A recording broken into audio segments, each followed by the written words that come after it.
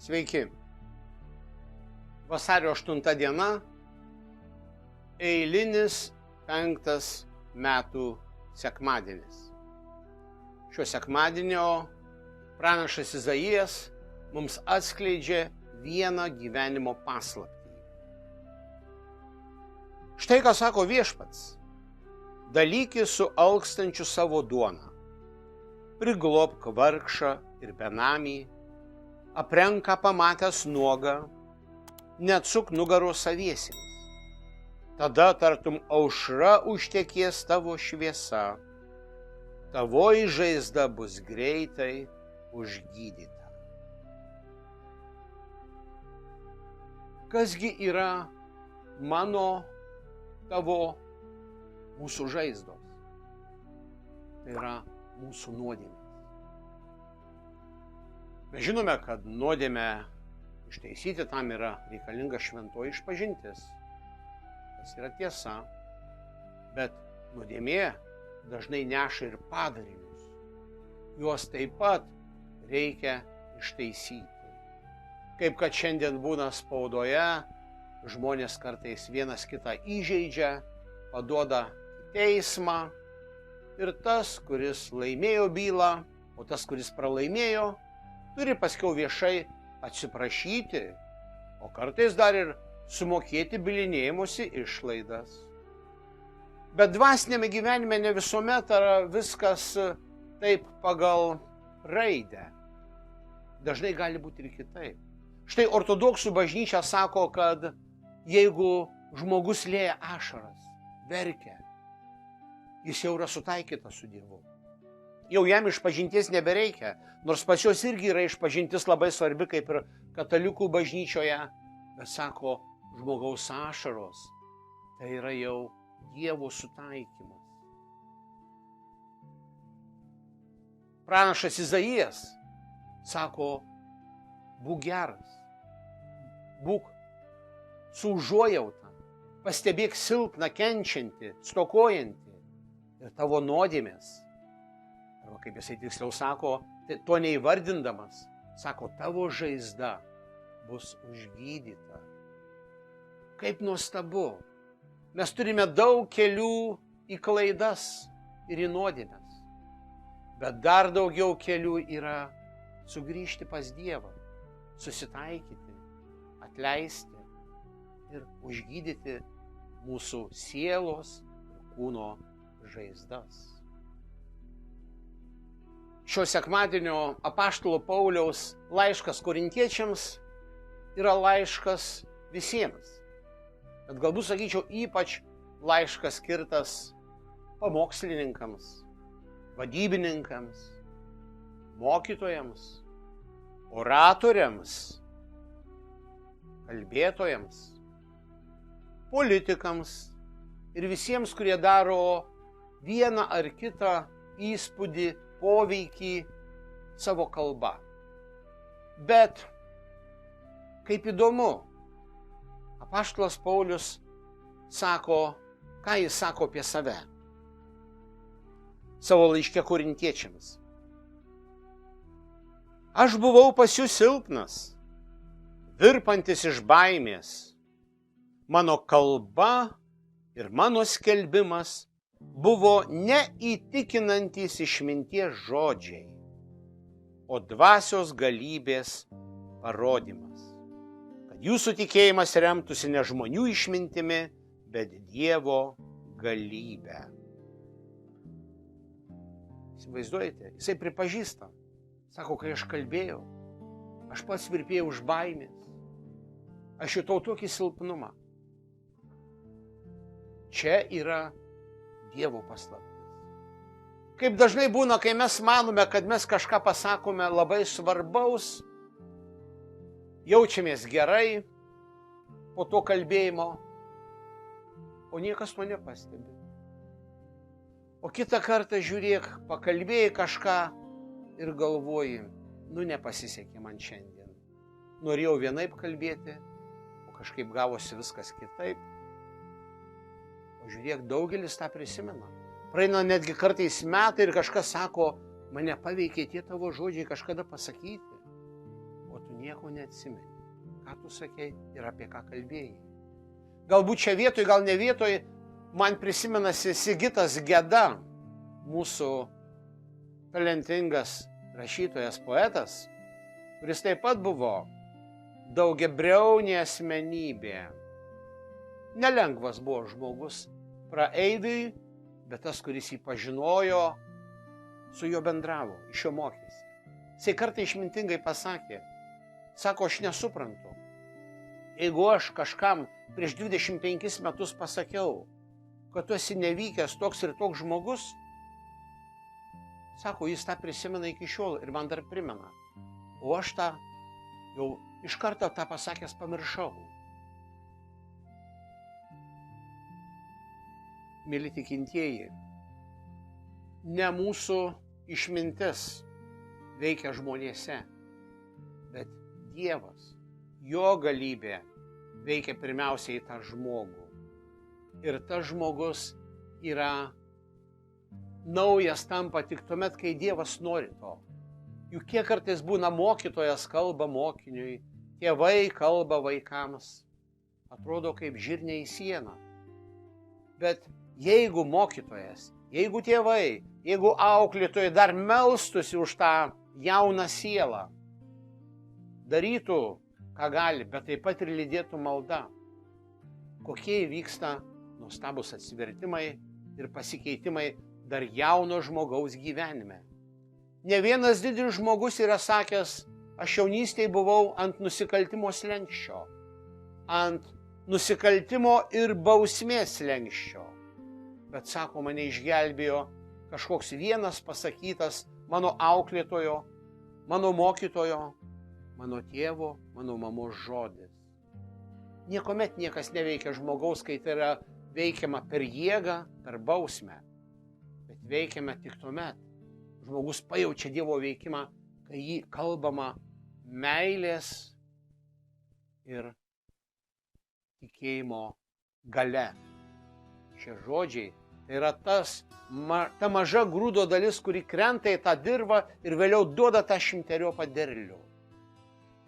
Taigi šį sekmadienį, per kurį mes dar be pranašo Izaijo ir apaštalo Pauliaus prisipažinimo, koks jis yra silpnas, išgirstame ir Jėzaus žodžius, kuo mes turime būti. Turime būti, jeigu esame Jėzaus draugai ir bičiuliai, turime būti šiam pasauliui šios žemės druska ir šios žemės šviesa. Evangelija pagal Matą. Anuo metu Jėzus bylojo savo mokiniams, jų žemės druska, ir druska išsidvoktų, kogi ją reikėtų pasūdyti. Ji niekam netinka ir belieka ją išberti žmonėms sumindžioti. Jūs pasaulio šviesa, neįmanoma nuslėpti miesto, kuris pastatytas ant kalno, ir niekas nevožia indų degančio žiburio, bet jį stato į žibintuvą, kad šviestų visiems, kas yra namuose. Taip te šviečia ir jūsų šviesa žmonių akivaizdoje, kad jie matytų gerus jūsų darbus ir šlovintų jūsų tėvą danguje. Dabar visą tai, ką išgirdome, pasitikrinkime kiekvieną savo vidinę šviesą. Būtų keli tokie klausimai kiekvienam iš mūsų. Sakykime, ar žinai 5 turtingiausius pasaulio žmonės? Ar žinai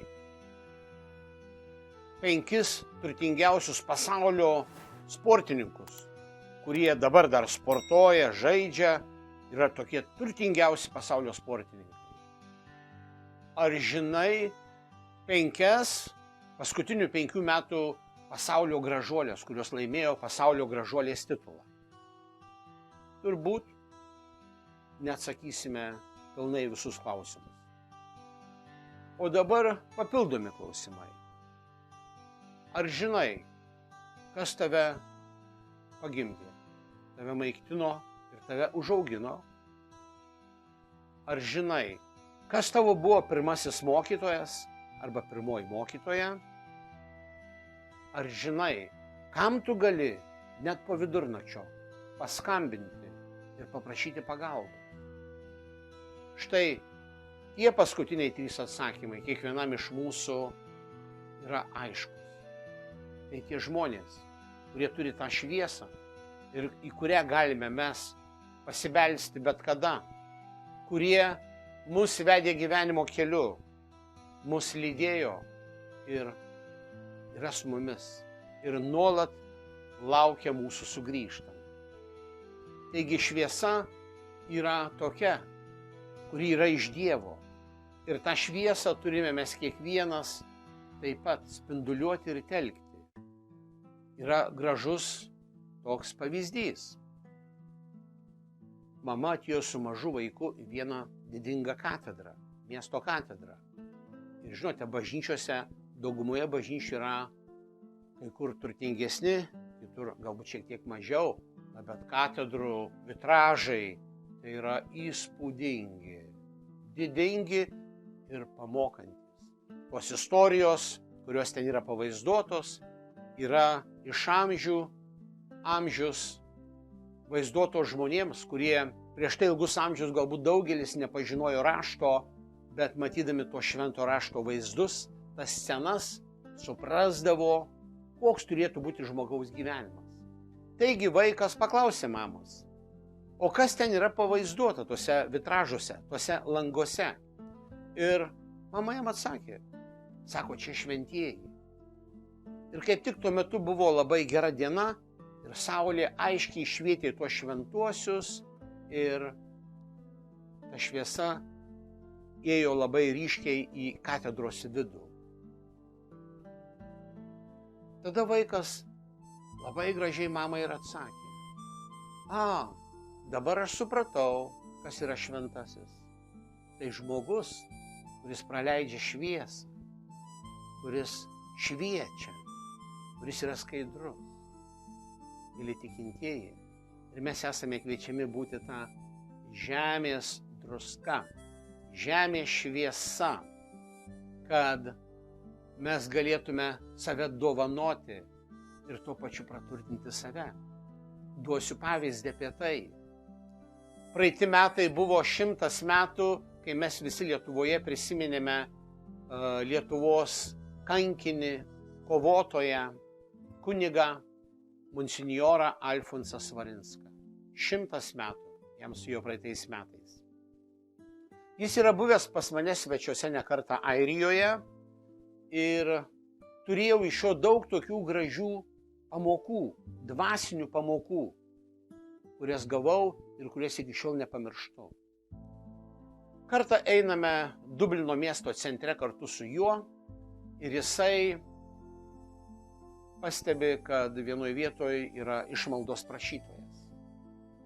Žinote, aš pats į tai žiūriu kritiškai tuos išmaldos prašytojus, nes jie yra dauguma ne vietiniai, yra atvykę maždaug nuo Juodosios jūros regiono valstybių ir, kaip žinote, kitose valstybėse, kai kuriuose, žmogus netgi gali gauti baudą, jeigu gatvėje žmogui duoda išmaldą.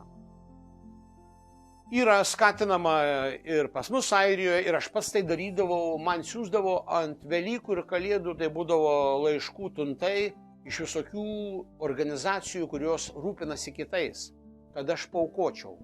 Tai aš nei vienai organizacijai nesu atsakęs, visą laiką dalindavau tas sumas tarp tų organizacijų, tos laiškus. Ir aš esu už tai, kad reikia išmaldą duoti. Bet tie, kurie yra gatvėje, aš kartais būnu kritiškas ir einame mes ir jisai nori duoti, žiūri, norėtų duoti ir jisai neturi smulkių. Man sako, gal tu turi, gal aš turiu. Nepamenu, ar aš turėjau ar neturėjau, bet aš pasakiau, jokių būdų to negalima daryti. Ir mes einame dar šiek tiek toliau. Jisai užėjo į parduotuvę, kažkokį ten smulkmeną nusipirko ir aš tada supratau, kai jisai išsikeitė savo tų smulkių. Mes pradėjom eiti atgal link to išmaldos prašytojo. Ir aš dar tada bandžiau jį gėdinti, kad monsinjorė, čiagi galbūt yra aferizmas, galbūt čia yra neaišku, kur tie pinigai nueis. Bet ilgai to nekalbėjau, nes pamačiau, koks jo buvo tvirtas apsisprendimas. Taigi mes priėjome, jisai įmetė tos grašius, tos centus į to išmaldos prašytojo krepšelį ir mes ėjome toliau. Bet aš pamačiau, kaip pasikeitė monsinjoras. O prieš tą dar pasikeitimais man pasakė, aš gyvenime tiek kartų daug esu badavęs, alkęs. Kai aš pamatau kitą prašant išmaldos, aš negaliu praeiti pro jį abejingai. Aš negaliu būti toks kaip visi. Ir pastebėjau, kaip jo akis sužibo šviesa, kaip jisai suspinduliavo visas kaip žmogus. Jisai sutvirtėjo ir sustiprėjo, kad eiti pradėjo žymiai greičiau negu aš. Aš jau turėjau jį vytis, nes jisai davęs, jis neapvogė savęs.